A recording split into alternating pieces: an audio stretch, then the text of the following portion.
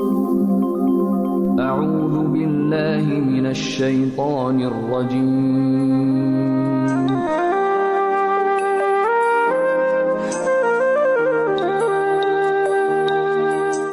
أعوذ بالله من الشيطان الرجيم بسم الله الرحمن الرحيم الحمد لله والصلاة والسلام على رسول الله السلام عليكم ورحمة الله وبركاته Баршағызға да Аллах Тағаланың рахметі, сәлемі һәм баракаты болса иде.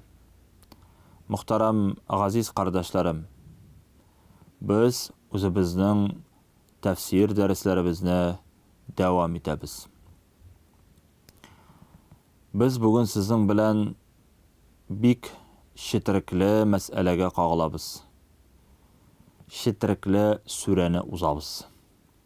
Олда болса Әл-Ма'ун сүрәсі. Яғни 107-ші сүрә 7 аяттан тұра тұрған. Ол сүрә Мәккә шәһәрендә иңә.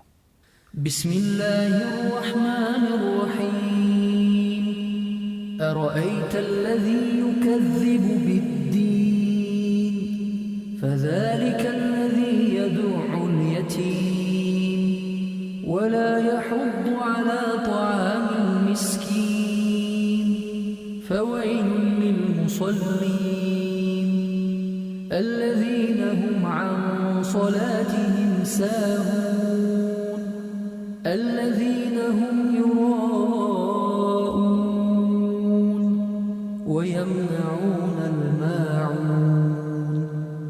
Muhtaram aziz qardaşlarım, Rabbimiz Subhanahu wa Ta'ala mana shu surada munofiqlarning qay bir sifatlarini gina aşa. Peygamberimiz sallallahu alayhi ve sellem o'zining bir hadis sharifida bulay dedi. Ayatul munafiqu thalatha. Munafiqning de 3 alamati bor dedi. İza hadasa kazab, ul silaganda har vaqtda yolg'onlaydi dedi. Va iza wa'ada akhlaf, va'da qilganda har vaqtda va'dasin buzadi, xiloflik qiladi. Va iza tumin khan, amanatga xiyonat qiladi. Mana bu munofiqning, ya'ni ikkiyuzlik kishining sifati. Innal munafiqin fi ad-darkil asfal. Darslikda munofiqlar alar jahannamda eng tuban darajada bo'lurlar dedi. Alar Alloh Taolaning eng yaratmagan zatlari, alar o'zlari mu'min bo'lib yurilar. Haqiqatda mu'minlarga zarar keltirib, alarga avurlik keltirib, o'zlari imonsiz kishilar yanında, shayton yanında bo'lurlar dedi. Bunun turunda Baqara surasında da zo'rg'ina bir qissa kila munofiqlarning sifatlarini açıqlab Allah subhanahu wa ta'ala. Alar Allah'tan kulirga tililer. Alar Peygamber sallallahu aleyhi ve sellem yalganlarga tililer. Yani ko'pgina shunday oyatlar Qur'oni Karimda bayon qilina. Lekin mana bu surada Allah Taala tag'in bir necha sifatni osha munofiqlarning. Aytirga kerak, munofiq deb aytalar shunday kishiga kimda shu butun sifatlar bor. Bigirakda mana bu 3 sifat biz aytib ketgan. Shuning birsigina bo'lsa kishini munofiq deb aytirga yaramay. Munofiqning yoki nifoqning bir turi, bir sifati baraning deb aytirga bo'la, lekin ani munofiq deb aytib durust tugul. Mana 3 sifatida bo'lsa, hamda Alloh Taala bayon qilgan oyatlaridan biz shu sifatlarni kishida topamiz ekan, bu shundan da munofiqlik bo'la. Allah subhanahu wa ta'ala haqiqiy yuzlarin oshib bizga ayta, Bismillahirrahmanirrahim. Ara'aytallazi yukazzibu bid-din. İstifhaman lit-ta'jib wal-istighrab. Yani Allah Taala sıravını şulay bire, kishi şu ayetni o'qigach g'ajablanirlik bo'lsin. Ham o'zina ko'ra bir indav bo'lsin uchun Аллаһ Таала шушы аятны сорау белән башлый. Әйтә Раббыбыз Субхана ва Таала: "Араайта хәл арафта?" Син белдеңме? Син белдеңме шул кешене юказзибу бияумиддин, бияумил хисаб, ау бияумил джаза. Yani kim жаза көнен, хисап көнен, yani кыяметне ялганга тоткан кешене күрдеңме ди Раббыбыз Субхана ва Таала. Күрдеңме син аларның сыйфатларын? Күрдеңме син аларның галәмәтләрен? Әгәр дә син аны беләсең килсә, аларның сыйфатлары түбәндәгеләр ди Раббыбыз Субхана ва Таала. فَذَلِكَ الَّذِي يَدُعُّ الْيَتِيمَ. فَذَلِكَ менә ул кешеләр. Шушы сыйфатка ия булган кешеләр шулардыр ки, хувал гализул каси. Алар тупас. Калепләре каткан кешеләр ди. Күңелләрендә мәрхәмәт булмаган кешеләрне каси диләр. Гарап телендә. Аллази ядфa'u al-yatim bijafa'in wa ghilza. Алар ди ятимне кагырлар икән нәрсә белән? Зулым белән. Күңелләрендә булган салкынлык белән. Бу ятимнең башыннан да сыйпамыйлар. Күңелләрендә бер мәрхәмәтләр дә юк аларда.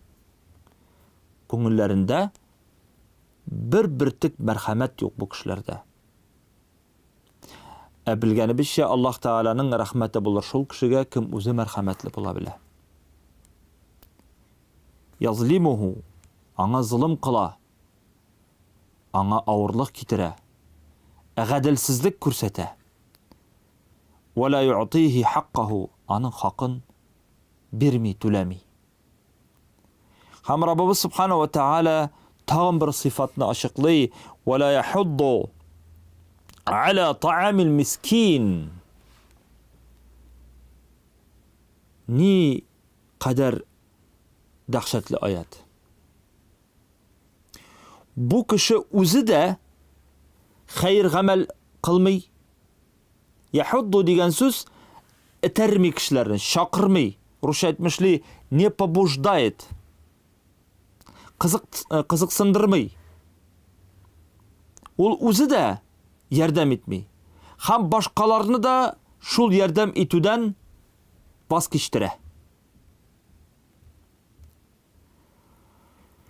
Шулай ук әйтәсе килә. Бу түбәнлек. Бу түбәнлекнең бер галәмәтедер. Кешенең тамам түбән булып, кешелек сыйфатын югалту халатына җиткән дип әйтеп була. Бу башкаларында кызыксындырмас. Факирләргә аш ва садака бирергә, үзе дә шуңа омтылмас. Менә киләсе аят бигрәк тә тагында зуррак мәгънә, зуррак безгә уйландырырлык, фикер йөртерлек урын бирә. Раббыбыз Субхана ва Таала әйтә: "Фавайлул лил мусаллин аллазина хум ан салатихим сахун." Без сезнең белән шунда ук 2 аятны укыдык, чөнки таҗвид буенча монда кичкенә генә лам алиф тора, ягъни туктарга ярамый, чөнки аларны бергә укыгач бер мәгънә килеп чыга. Шуңа күрә без бу 2 аятны тоташтырып укыдык. Хак Субханаху ва Таала әйтә: "Ва фавайлул лил мусаллин." Без узган дәресләрдә вайлул ли кулли хумазат лумазах лумазах сурасын үткән идек. Анда да вайлун дигән сүз кулланылды. Монда да вайлун дигән сүз кулланыла. Әйткән идек, вайлун дигән дала бар җәһәннәмдә, һәм кайгы һәм халакатлык, хәсрәт дигәнне аңлата. Кайгы, хәсрәт булсын, халакатлык булсын, ихлассыз намаз укучыларга ди. Әгәр дә без турыдан-туры тәрҗемә кылсак, булай була. Кайгы хәсрәт булсын намаз укучыларга ди. Нинди намаз укучыларга бөтенесенә дә түгел. Бу мунафикларның намазлары. Әгәр дә без намазда шушындый сыйфатлар белән сыйфатланабыз икән, бу мунафикның бер галәмәте бар дигәнне аңлатачак. Алла сакласын. Аллазина хум ан салатихим сахун. Монда бик җитди мәсьәлә. Галимнәрнең күпчелеге әйтә, "Әлхәмдүлилләh, Аллаһка шөкер" ди. Аллаһ Тәгалә әйтте ан салатихим ва лам якун фи салатихим. Әйтмәде, Аллаһ Тәгалә әйтте бу аятта алар намазларыннан гафилләр дип. Ләкин намаз эшендә гафил дип әйтмәде Раббыбыз Субханаһу ва Тәгалә. Әгәр дә Аллаһ Тәгалә шулай дигән булса, барча намаз укучыларга да кагылыр иде бу аят ди. Һәрбер намаз укыган кеше намаз эшендә ялгыша. Әгәр дә Аллаһ Тәгалә фи салатихим дигән булса, ул вакытта һәрбер намаз укучыларга кагылыр иде, һәм бу безнең өчен бер халакат булыр иде. Чөнки намаз эшендә хата җибәрүдән бер бездә пак түгел. Бер бездә аннан ярагай алмыйбыз. Әлбәттә, намаз эшендә без хата җибәрергә мөмкинбез. Ләкин Аллаһ Тәгалә әйтә ан салатихим.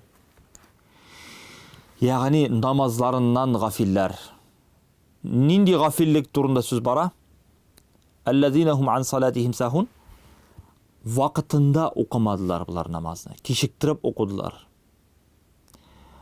Рөкүннәрен тиз дәрәҗәдә үтәмәделәр. Намазларын вакытыннан кичектиреп укысалар да кайгырмадылар ди Раббыбыз Субханаһу ва Тәгалә. Буларга газап, чөнки алар намазны вакытыннан кичектиреп укыдылар. فخلف من بعدهم خلف أضاعوا الصلاة واتبعوا الشهوات فسوف يلقون غيا дип Аллаһ Тәгалә Мәрьям сүрәсендә әйтә. Берсе артынан берсе килгән кавымнар турында. Адаъу ссала, алар ди намазларын калдырдылар ди. Ибн Аббас радиллаһу анһу әйтә, монда ди намазны тулысынча калдыру турында сүз бармый ди. Беләбез, Ибн Аббас ул Пәйгамбәрбез саллаллаһу алейһи ва саллямның иң якын сахабаларының берсе. Хамул Абдулла ибн Аббас ул Пәйгамбәр саллаллаһу алейһи ва саллям заманында иң укымышлы тәфсир гыйлемен иң яхшы аңлаучы кеше иде. Хамул кайчан, ничек, нинди вакытта, нинди сыйфатта теге яки бу аятны яки сүрәне укыганын бик яхшы беләдер иде. Һәм Пәйгамбәрбез саллаллаһу алейһи ва саллям аның өчен дуга кылдыр, аны я Раббы галимнәрдән кылсаң иде дип. Менә шушы Ибн Аббас әйтә, намазны тулысынча калдыру турында сүз бармый монда ди. Бәл юаххируха ан ауқатиха. Бәлки вакытыннан кичектиреп уку турында сүз бара. Мәсәлән, өйләне икендегә кадәр, икендене ахшамга кадәр, ахшамны ястуга кадәр, ястуны иртәнге намазга кадәр, иртәнге намазны кояш чыкканча кадәр кичектерү. Бу менә шуның турында Раббыбыз Субханаһу ва Тәгалә безгә әйтә, намазны вакытыннан кичектерүчеләргә кайгы хәсрәт булсын дип. Бу мунафикларның галәмәтедер диде. Чөнки алар үзләренең ваттабау шахават шахватларына, нәфисләренә ияреп, ялкаулыклары аркасында яки шөгыль булу аркасында, бер эш булган аркасында, соңра укыйм инде дип. Яки футбол карап утырырга мөмкин ул. Хоккей карарга мөмкин, сериал карарга мөмкин. Ну сериалны карап бетермичә намазны укымый. Чөнки аның бөтен игътибары, бөтен яратуы, бөтен тормышы, бөтен иштәге кайгырулары, шатлыклары шул сериал белән яки футбол белән бәйле. Бу намазның ләззәте дә югала инде әлбәттә. Менә шундый кешеләр турында да сүз бара. Һәм тиҗараты белән яки сәүдәләре белән мәшгуль булган кешеләр, дөнья куып, намазын калдырган турында кешеләр дә сүз бара монда. Кешенең төп максаты булырга тиеш Аллаһ Тәгалә. Вакытын да Аллаһ Тәгалә бирә, ризыгын да Аллаһ Тәгалә бирә, багыр җимеш балларны да Аллаһ Тәгалә бирә, йортны да Аллаһ Тәгалә бирә, һава торышын да Аллаһ Тәгалә бирә, барысын да Аллаһ Тәгалә бирә. Сез каяндыр үзегез тауып кайтсагыз да, аны да Аллаһ Тәгалә биргән. Аллаһ Тәгаләнең әмере булмаса, яфрак та селкенми. Шуңа күрә мөхтәрәм газиз кардәшләрем, монда бик игътибарлы булырга кирәк. Ана бу аятларга. Һәм намазыбызны беренче урынга куярга кирәк. Безнең ата-бабаларыбыз теге яки бу авылга килгәндә иң беренче ширатта мәчет эзли торган булганнар. Кая намаз укып алырга була. Безнең ата-бабаларыбыз берәр җиргә кунак булып килсәләр дә иң беренче намаз укыйлар иде. Бүгенге көндә без киресен эшлибез. Тиз генә кайтып я мунчага керергә яки башка эшләр белән мәшгуль булырга. Намаз иң ахырда гына кала. Менә безнең тормышыбыз нинди, намазыбыз да шундый, үзебез дә шундый булачакбыз. Һәм безнең үлемебез дә шундый була. Кубарылган вакытта Аллаһ каршына барып кыямәт көнендә дә ничек яшәрик, менә шул килеш кубарылачакбыз да. Шуңа күрә бу вагазлар белән вагазланып, шуннан да үзебезгә файдалар алсак иде. Һәм инде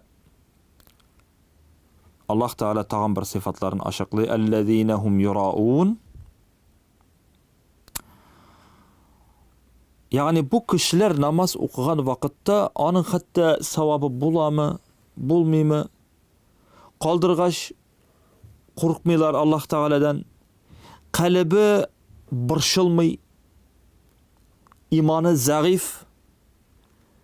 Аллаһ Тәгалә булар турында әйтә: "Аллазина хум юраун", булар ди намазны укыганда да хәтта кешеләр күрсен, кешеләр белсен, рия өчен, күрсеннәр өчен дип кенә укыйлар ди. Карагыз әле мин нинди тақва, мин нинди изге. Һәм инде кешеләрне ул рияши кешеләр тиешле садакаларын да бирмәс. Һәм тормыш әйберләрен вакытлыча биреп тормас диләр. Менә маун тормыш әйберләрен вакытлыча биреп тормаучы кешеләр турында сүз бара инде монда. Теге маун ул тыйып тора торган дип әйтергә була. Мәсәлән, берәр кеше килде безгә энә сорап торырга. Яки кичкенә генә бер балта, яки берәр теләсә нинди кичкенә әйбер булса. Шу кеше булырга мөмкин.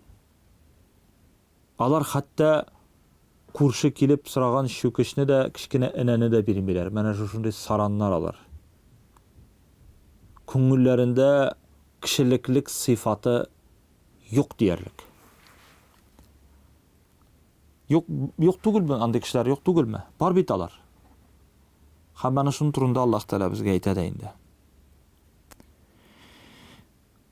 Ул көндәлек манфагат, кеше көндәлек манфагат ала торган әйберләр инде менә шушы мин атап киткән әйберләр. Һәм менә шушыны тыючылар да мунафиклар ди Раббыбыз Субханаһу Тәгалә. Ахырда бер хадис әйтеп китәсем килә. Tilka salatul munafiq.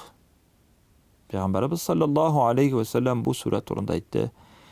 Бу сүрәдәге булган менә шушы намаз сыйфатларын ачыклап, бу кешеләр, нинди кешеләр шушындый намазны башкаралар. Tilka salatul munafiq, tilka salatul munafiq. Ике тапкыр әйтте.